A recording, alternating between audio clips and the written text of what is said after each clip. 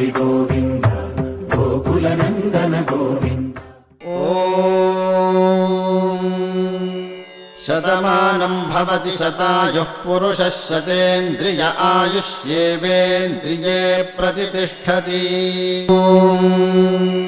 शतमानं भवति शतायुः पुरुषः शतेन्द्रिय आयुष्येवेन्द्रिये प्रतिष्ठति।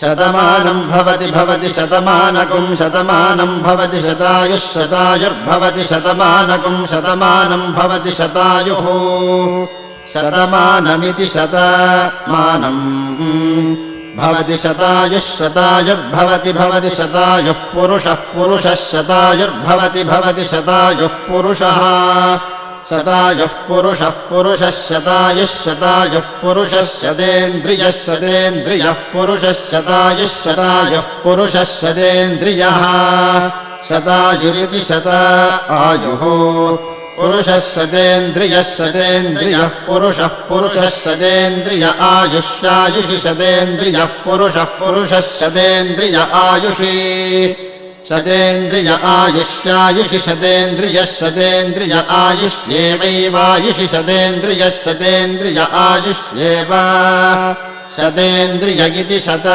इन्द्रियः आयुष्येवैवायुष्यायुष्येवेन्द्रिय इन्द्रिय एवायुष्यायुष्